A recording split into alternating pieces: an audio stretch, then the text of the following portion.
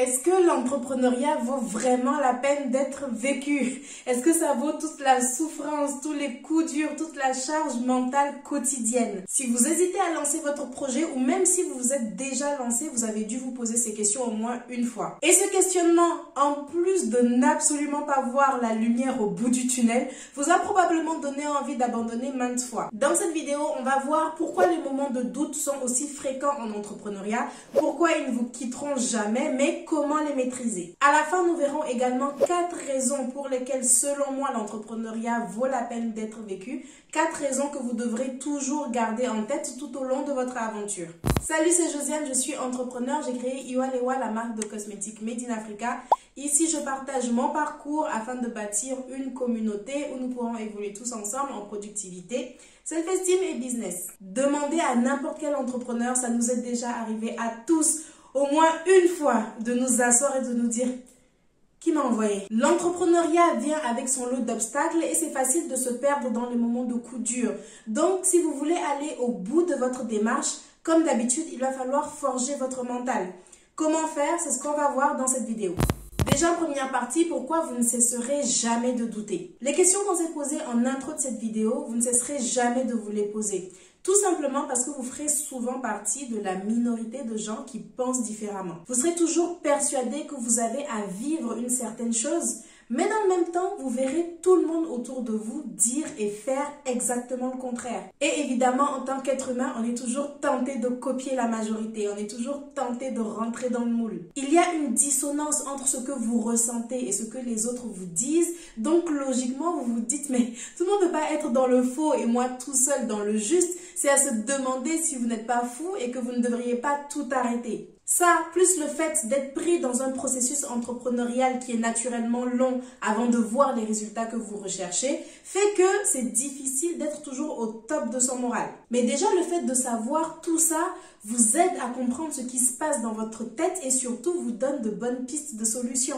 Parce que si le problème est d'être à contre-courant, la meilleure solution, c'est d'aller vers les personnes qui partagent vos idées, votre vision du monde, j'entends. La meilleure solution, c'est de côtoyer d'autres entrepreneurs. Mais ça, on va en parler en partie 2.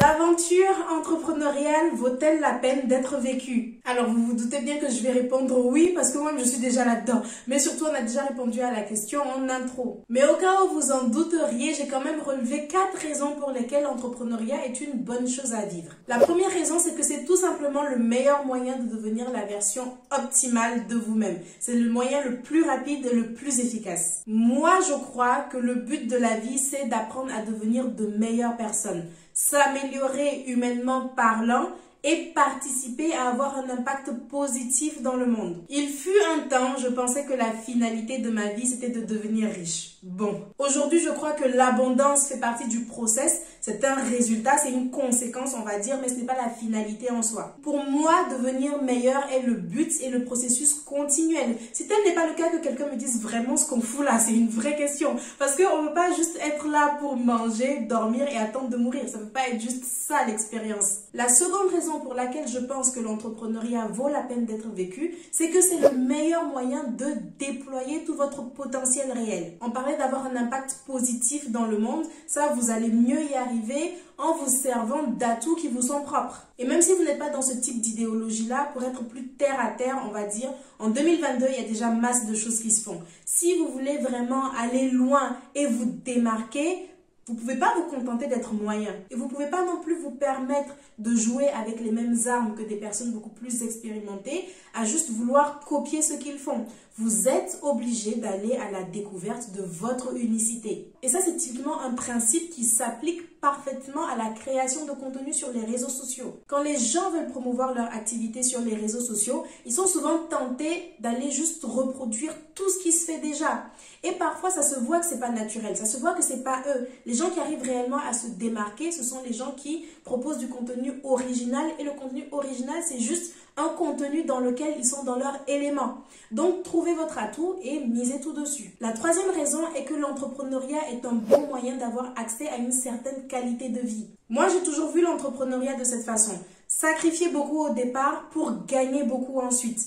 Mais nous, ce qu'on nous a appris, c'est le contraire. C'est profiter de sa jeunesse, voyager, étudier. ensuite trouver son travail, fonder une famille, puis lancer son projet éventuellement lorsqu'on aura des années de métier et d'expérience. Ce schéma, je l'ai toujours trouvé un peu illogique parce que quand vous êtes jeune et que vous avez le temps de tout rattraper, c'est pas là qu'il vaut mieux se lancer et tenter sa chance et après vous asseoir, profiter du fruit de tout votre travail et de tout votre apprentissage. Pour moi, le schéma précédent est plus un schéma de survie que d'expérience de vie parce que mine de rien, vous travaillez jusqu'à la fin et ça a pu être nécessaire à une certaine époque. Mais je pense qu'en 2022, on peut se permettre d'aspirer à autre chose. La quatrième raison est un peu formulée différemment. Il ne s'agit pas vraiment de la raison pour laquelle l'entrepreneuriat mérite d'être vécu, mais plutôt de la raison pour laquelle vous êtes parfois convaincu du contraire. C'est que vous écoutez et prenez exemple sur les mauvaises personnes. On parlait en partie 1 du fait que la majorité avait des convictions et des objectifs différents des nôtres. Donc le problème est réglé.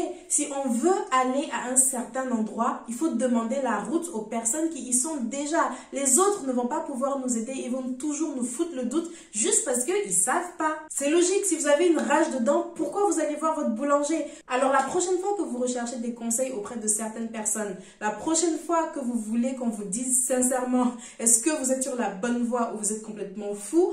Posez-vous la question, est-ce que ces gens-là sont là où je voudrais être? Est-ce que ces gens-là vivent une vie à laquelle j'aspire? Et c'est ce dont on parlait tout à l'heure en partie 1, le fait de s'entourer d'autres entrepreneurs. Informez-vous sur leur parcours, demandez-leur ce qu'ils pensent de votre situation, mais surtout, vivez votre expérience de vie pleinement selon vos propres termes, selon ce qui vous fait plaisir. Posez-vous la question à vous, est-ce que pour moi, l'entrepreneuriat mérite d'être vécu et pour quelles raisons? Qu'est-ce qui me pousse à continuer? Est-ce que c'est quelque chose où je me retrouve réellement? Ou alors j'essaie juste de suivre une certaine tendance? Est-ce que finalement c'est le salariat qui me va mieux? Vous avez le droit de répondre tout ce que vous voulez, mais juste clarifiez ça.